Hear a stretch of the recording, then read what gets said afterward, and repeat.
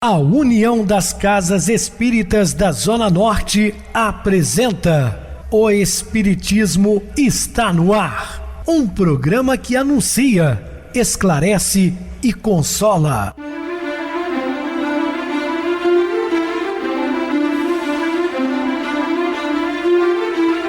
Não se turve vosso coração. Credes em Deus, credes também em mim. Na casa de meu pai há muitas moradas. Se assim não fora, eu vou-los teria dito, pois vou preparar-vos lugar. O Espiritismo está no ar. Sintonize esta frequência. Pare, pense na vida, faça perguntas. Uma ótima noite para você, muito obrigado pelo carinho, pela sintonia. Rádio Clube FM, sua voz é a nossa voz. Estamos no ar de segunda a sexta desde 2014 pela emissora. Depois também passamos a transmitir o programa via YouTube. O canal é Viver _ Melhor. Se inscreva, deixa seu like, sua opinião é sempre importante para nós. Ou acesse o YouTube, digite o Espiritismo está no ar. Lá encontrarão vários programas, inclusive o do dia. Recebo carinhosamente meu querido amigo espiritista, trabalhador da Casa Espírita Maria de Nazaré, Adilson Reis. Uma boa noite, seja muito bem-vindo. Boa noite a você, Pedrosa, e a você, ouvinte da Rádio Clube FM. Obrigado pela oportunidade de, mais uma vez, estudarmos o Evangelho de Jesus à luz da doutrina espírita. Vamos estudar e aprender juntos. Que Jesus nos abençoe. Meus queridos, vamos estudar Jesus e um novo mandamento. Dúvidas? Entre em contato conosco ligando para o WhatsApp da Rádio Clube FM, que é 0 operadora 32 999327758. Quer falar comigo? Utilize a TIM 988012675. O WhatsApp 9844949, novamente 59. O e-mail, espiritismo está no ar, @hotmail.com. Interajam conosco, façam perguntas, tirem dúvidas, podem dar sugestões ao programa, estamos à disposição dos ouvintes. Vamos agora para aquele momento muito especial que é o nosso momento de oração. Sintonize esta frequência. O Espiritismo está no ar, momento de oração. Desperta, que o sono paralisa. Age, que a inércia nada produz. Esforça-te, que a jornada é longa. Aguarda, que tudo tem a sua hora. Trabalha, que a ociosidade mata. Ilumina-te, que as trevas desnorteiam. Ensina, que irás aprendendo. Controla-te, que conseguirás vencer. Dá muito, que receberás multiplicado. Ajuda-te, que Deus não falha. Estamos apresentando O Espiritismo está no ar. Bem, meus amados irmãos, estamos de volta com o assunto da noite, falando sobre Jesus e um novo mandamento.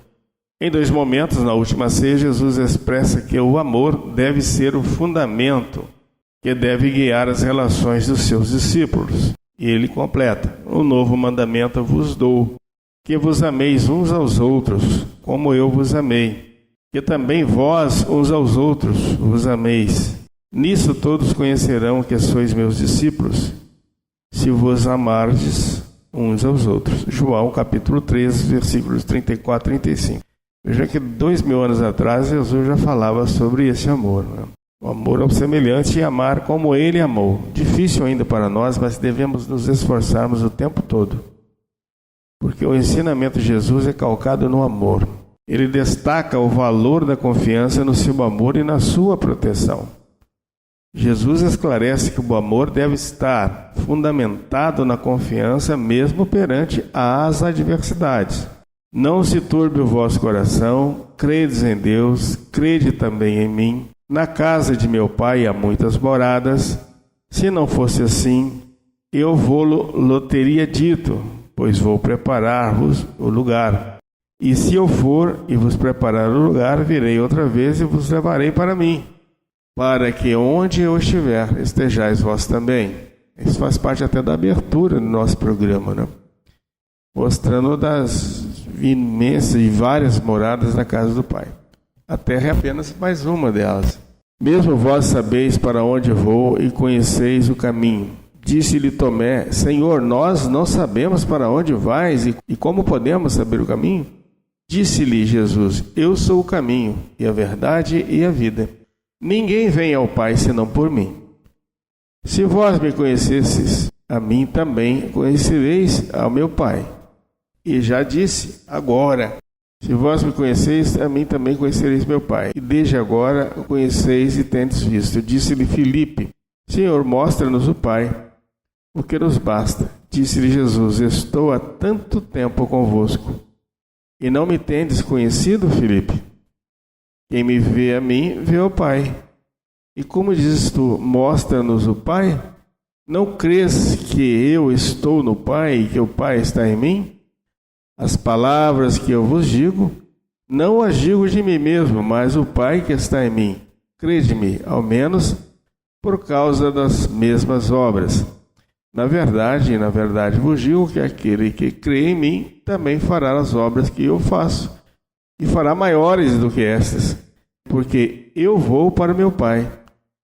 E tudo quanto pedirdes em meu nome eu farei, para que o Pai seja glorificado no Filho. Se pedirdes alguma coisa em meu nome, eu farei. João capítulo 14, versículos de 1 a 14.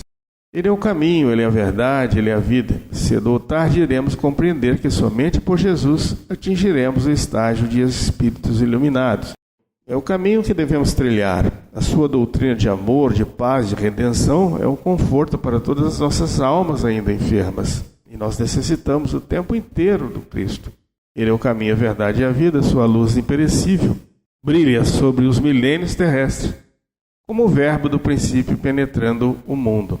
Há 21 séculos, lutas sanguinárias, guerras de extermínio, calamidades sociais não lhes modificam o until das palavras que utilizam. Cada vez mais, com a evolução multiforme da Terra, tempestades de sangues e lágrimas nada mais fizeram que evitar-lhes a grandeza. Entretanto, sempre tardios no aproveitamento das oportunidades preciosas, mais vezes no curso das existências renovadoras, temos desprezado o caminho indiferente entre os patrimônios da verdade e da vida.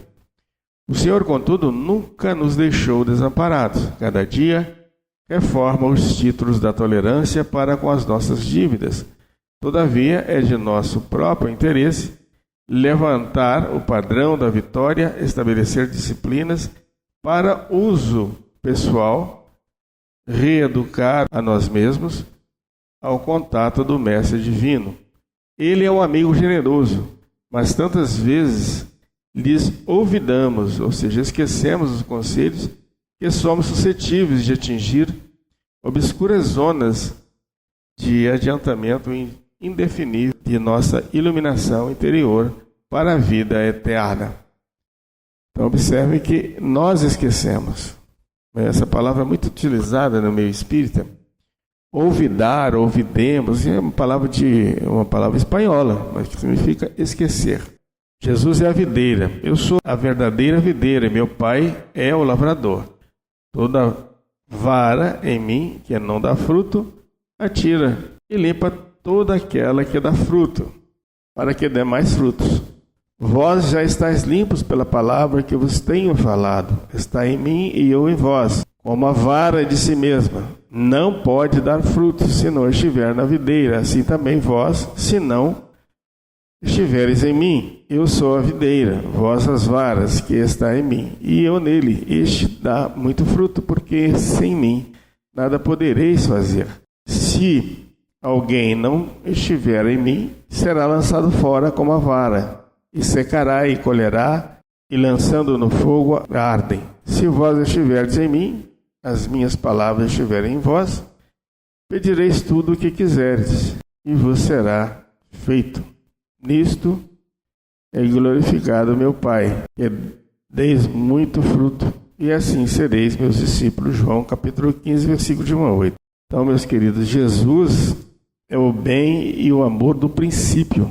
Todas as nações generosas da humanidade nasceram de sua divina influenciação. Com justiça asseverou aos discípulos nessa passagem do Evangelho de Jesus que seu Espírito sublime representa a árvore da vida e seus seguidores sinceros, as frontes promissoras, acrescentando que fora do tronco os galhos se secariam, caminhando para o fogo da purificação.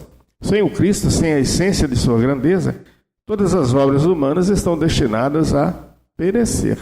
A ciência será frágil e pobre, sem os valores da consciência. Das escolas religiosas estarão condenadas tão logo se afastem da verdade e do bem. Infinita é a misericórdia de Jesus nos movimentos da vida planetária. No centro de toda a expressão nobre da existência pulsa seu coração amoroso, repleto da seiva do perdão e da bondade. Os homens são varas verdes da árvore gloriosa. Quando traem seus deveres, secam-se, porque se afastam da seiva. Rolam ao chão dos desenganos, para que se purifiquem no fogo dos sofrimentos reparadores, a fim de serem novamente tomados por Jesus à conta de sua misericórdia, para a renovação. É razoável, portanto, positivemos nossas felicidades ao Divino Mestre, refletindo no elevado número de vezes em que nos ressecamos no passado, apesar do imenso amor que nos sustenta em toda a vida. Concluídas as orientações aos apóstolos, Jesus se retira para orar a Deus. Segue para o Horto das Oliveiras, o Getsemane, acompanhado de Pedro, João e Tiago Maior. Mais tarde, Judas os encontraria, vindo acompanhado dos oficiais e soldados dos principais sacerdotes que iriam aprisioná-lo. João capítulo 18, versículos de 1 a 11. Antes de se entregar a elevadas vibrações da prece, Jesus pede aos 3 apóstolos para orarem em conjunto. Esta é a minha derradeira hora convosco. Orai e vigiai comigo, para que eu tenha a glorificação de Deus no supremo testemunho. Assim dizendo, afastou-se a pequena distância, onde permaneceu em prece, cuja sublimidade os apóstolos não podiam observar. Pedro, João e Tiago Maior estavam profundamente tocados pelo que viam e ouviam. Nunca o mestre lhes parecera tão solene, tão convicto, como naquele instante de penosas recomendações. Rompendo o silêncio que se fizera, João ponderou: oremos e vigiemos de acordo com as recomendações do mestre, pois se ele aqui nos trouxe apenas nós 3 em sua companhia, isso deve significar para o nosso espírito a grandeza da sua confiança em nosso auxílio. Puseram-se a meditar silenciosamente. Entretanto, sem que lograssem explicar o motivo, adormeceram no decurso da oração. No momento em que Jesus vai ser preso, ocorre conhecido episódio de Pedro cortar a orelha direita de Malco, servo do sumo sacerdote. Jesus aproveita o ensejo para nos legar mais uma de suas preciosas lições, quando, repreendendo o apóstolo, anuncia: mete a tua espada na bainha, não beberei eu o cálice que o meu Pai me deu? João capítulo 18, versículo 11. Sustentando a contenda com o próximo, destruidora tempestade de sentimentos nos desarvora o coração. Ideais superiores e aspirações sublimes, longamente acariciados por nosso espírito, construções do presente para o futuro e plantações de luz e amor no terreno de nossas almas, sofrem desabamento e desintegração, porque o desequilíbrio e a violência nos fazem tremer e cair nas vibrações do egoísmo absoluto que havíamos relegado à retaguarda da evolução. Depois disso, muitas vezes devemos atravessar aflitivas existências de expiação para corrigir as brechas que nos aviltam o barco do destino em breves momentos de insânia. Em nosso aprendizado cristão, lembremos-nos da palavra do Senhor: embainha a tua espada. Alimentando a guerra com os outros, perdemos-nos nas trevas exteriores, esquecendo o bom combate que nos cabe manter em nós mesmos. Façamos a paz com os que nos cercam, lutando contra as sombras que ainda nos perturbam a existência, para que se faça em nós o reinado da luz. De lança em riste, jamais conquistaremos o bem que desejamos. A cruz do Mestre tem a forma de uma espada, com a lâmina voltada para baixo. Recordemos assim que, em se sacrificando sobre uma espada simbólica, devidamente ensarrilhada, é que Jesus conferiu ao homem a bênção da paz, com felicidade e renovação. E foi Jesus apresentado ao governador, e o governador o interrogou, dizendo: És tu o rei dos judeus? E disse-lhe Jesus: Tu o dizes. E sendo acusado pelos príncipes dos sacerdotes e pelos anciãos, nada respondeu. Mateus capítulo 27, versículos de 11 e 12. Disse-lhe Pilatos: Que farei então de Jesus chamado Cristo? Disseram-lhe todos: Seja crucificado. O governador, porém, disse: Mas que mal fez ele? E eles me clamavam, dizendo: Seja crucificado. Então Pilatos, vendo que nada aproveitava, antes o tumulto crescia, tomando a água, lavou as mãos diante da multidão, dizendo: Estou inocente do sangue deste justo, considerai isto. E respondendo todo o povo, disse: O seu sangue caia sobre nós e sobre nossos filhos. Mateus capítulo 27, versículos 22 a 25. E, despindo-o, cobriram com uma capa escarlate, e tecendo uma coroa de espinhos, puseram-lhe na cabeça, e em sua mão direita uma cana, e ajoelhando diante dele, o escarneciam, dizendo: Salve, rei dos judeus! E cuspindo nele, tiraram-lhe a cana e batiam-lhe com ela na cabeça. E depois de o haverem escarnecido, tiraram-lhe a capa, vestiram-lhe as suas vestes e o levaram para ser crucificado. E quando saíam, encontraram um homem sirineu chamado Simão, a quem constrangeram a levar a sua cruz. E chegando ao lugar chamado Gólgota, que significa lugar da caveira, deram-lhe a beber vinho misturado com fel, mas ele, provando-o, não quis beber. Mateus capítulo 27, versículos de 28 a 34. E Jesus, clamando outra vez com grande voz, entregou o Espírito. E eis que o véu do templo se rasgou em dois, de alto a baixo, e tremeu a terra, e fenderam-se as pedras. Mateus capítulo 27, versículos 50 e 51. Após a crucificação e sepultamento do corpo de Jesus, Marcos capítulo 15, versículos 27 a 37 e 42 a 47, o Senhor ressuscita, aparecendo a Maria de Madalena, aos apóstolos e a alguns discípulos. João capítulo 20, versículos de 11 a 31 e capítulo 21, versículo de 1 a 20. O Calvário de Jesus começa quando ele é aprisionado no Getsêmani, Horto das Oliveiras, no momento em que orava na companhia de Pedro, João e seu irmão Tiago. Lucas capítulo 22, versículo 39, Mateus capítulo 26, versículos 36 a 41 e João capítulo 18, versículos de 1 a 11. Neste momento, os soldados e oficiais romanos chegam acompanhados de sacerdotes, assim como do apóstolo Judas Iscariotes. Este se aproxima do mestre, beija-o na face para ser identificado pelas autoridades presentes. Lucas capítulo 22, versículos 47 e 48. Em seguida à prisão de Jesus, os apóstolos se revelam apreensivos, temendo que alguma coisa ruim poderia lhes acontecer. Pedro, inclusive, nega conhecer Jesus, quando por 3 vezes é inquirido conforme Jesus tinha previsto. Lucas capítulo 22, versículos 54 a 62 e João capítulo 13, versículo 38.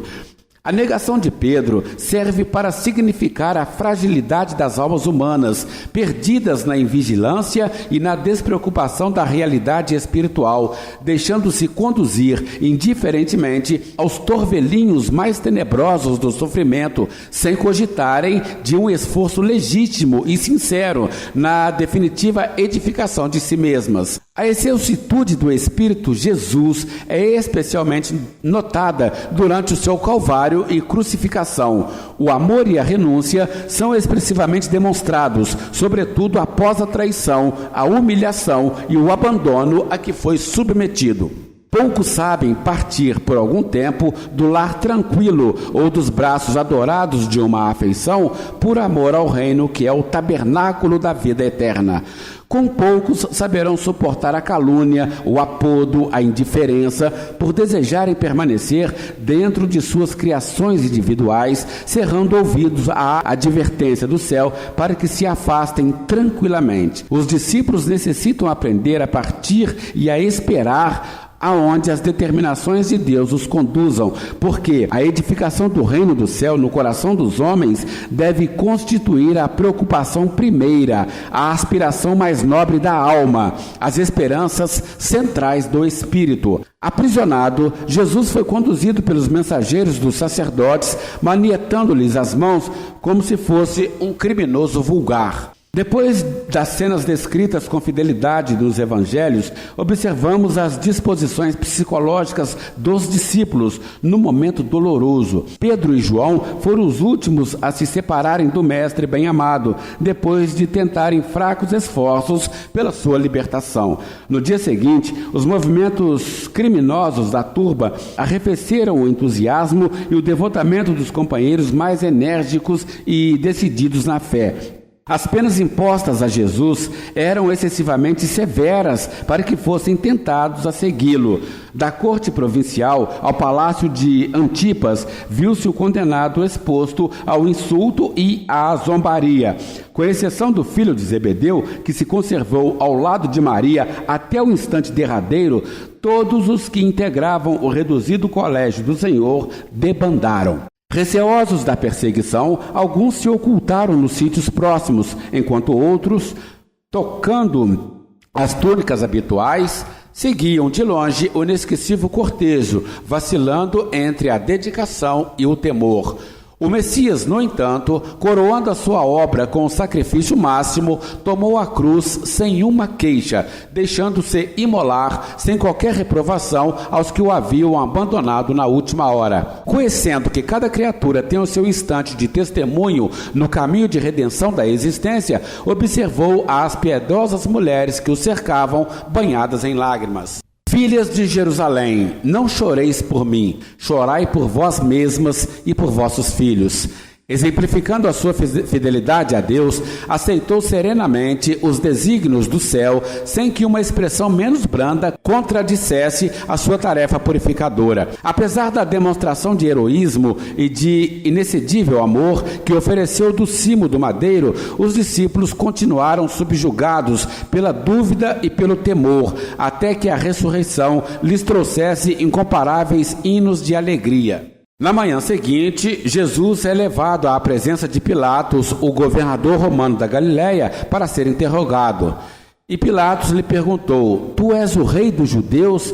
E ele respondendo disse-lhe: Tu o dizes. E os principais dos sacerdotes o acusavam de muitas coisas, porém ele nada respondia. E Pilatos o interrogou outra vez dizendo: Nada respondes? Vê quantas coisas testificam contra ti. Mas Jesus nada mais respondeu, de maneira que Pilatos se maravilhava. Ora, no dia da festa, costumava soltar-lhes um preso qualquer que eles pedissem. E havia um chamado Barrabás, que preso com outros amotinadores, tinha no motim cometido uma morte. E a multidão, dando gritos, começou a pedir que fizesse como sempre lhes tinha feito. E Pilatos lhes respondeu dizendo: Quereis que vos solte o rei dos judeus? Porque ele bem sabia que por inveja os principais do sacerdote o tinham entregado. Mas os principais dos sacerdotes incitaram a multidão para que fosse solto antes Barrabás. E Pilatos respondendo lhes disse outra vez: Que quereis, pois, que faça daquele a quem chamais rei dos judeus? E eles tornaram a clamar: Crucifica-o. Mas Pilatos lhes disse: Mas que mal fez? E eles cada vez clamavam mais: Crucifica-o. Então Pilatos, querendo satisfazer a multidão, soltou-lhes Barrabás e, assoltando Jesus, o entregou para que fosse crucificado. Bem, Adilson, bem explicado, realmente isso é fato, né, indiscutível, está nos anais da história. Jesus não teve problema com os romanos, mas sim com os de sua raça que o condenaram à morte, apelando inclusive para César. Vamos agora para o intervalo musical, a seguir a nossa oração final. inesquecíveis lições.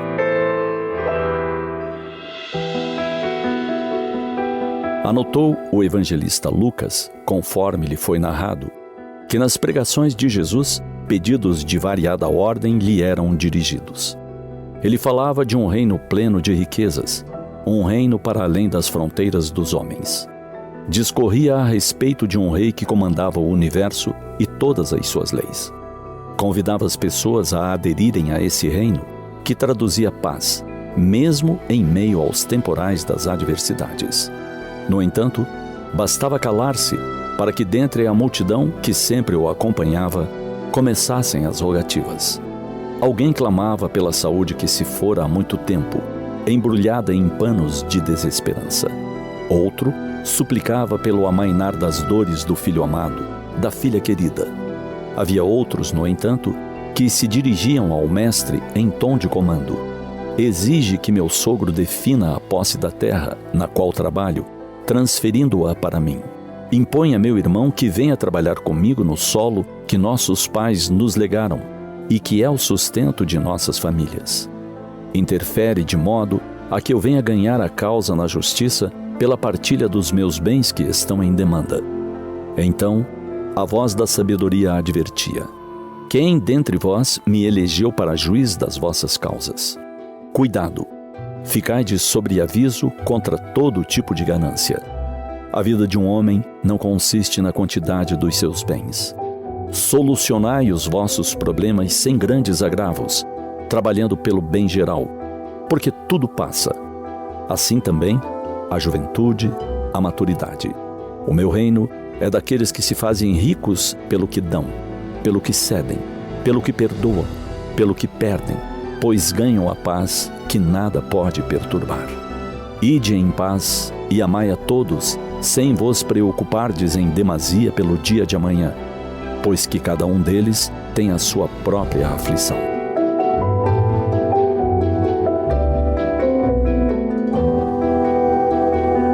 Persistem nos dias correntes muitas dessas situações.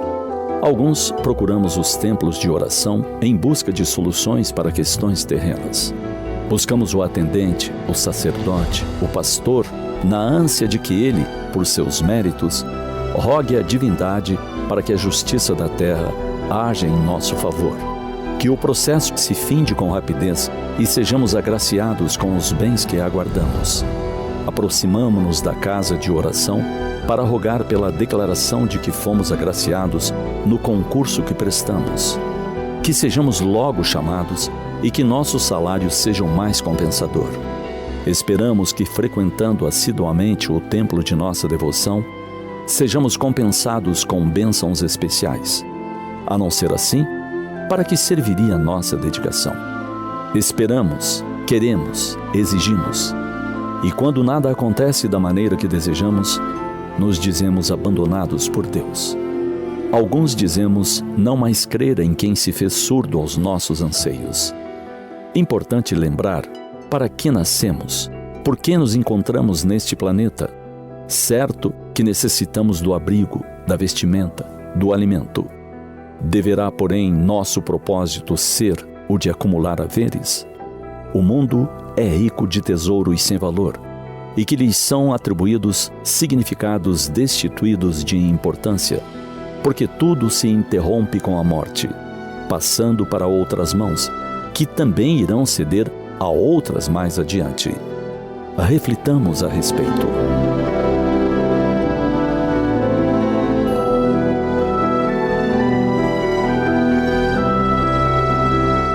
Sintonize esta frequência. O Espiritismo está no ar. Momento de oração. Queridos e amados irmãos em Cristo, ainda mesmo que tudo pareça conspirar contra a felicidade que esperas, ergue os olhos para a face risonha da vida que te rodeia e alimenta a alegria por onde passes. Abençoa e auxilia sempre, mesmo por entre lágrimas. A rosa oferece o perfume sobre a garra do espinho e a alvorada aguarda generosa que a noite cesse para renovar-se diariamente em festa de amor e luz. Meus queridos irmãos, tenhamos pensamentos positivos, edificantes, para que a vida fique mais amena, e vamos contar sempre com o auxílio que vem do alto. Que Deus nos abençoe hoje e sempre. Meu querido irmão Adilson, suas despedidas? Te agradeço mais uma vez, Pedrosa, pela oportunidade de participar novamente do nosso programa O Espiritismo Está no Ar, e estaremos juntos em outras oportunidades com as bênçãos de Jesus. Obrigado a todos pela companhia, tenham todos uma boa noite, que Jesus sempre nos abençoe. Boa noite para você, Adilson, muito obrigado pelo apoio aqui no programa. Boa noite também a todos os amados irmãos ouvintes do YouTube, internautas do Brasil, do exterior, nossos irmãos da Zona Norte e de Juiz de Fora que nos acompanham com a rádio local, 87,9 Rádio Clube FM. Continuem ligados ouvindo a nossa próxima atração, o programa Batidão com o DJ Tico, a seguir na voz de Ailton Moreno, Encontro Central. Uma ótima noite de sexta-feira, um feliz final de semana e até segunda-feira, se Deus quiser.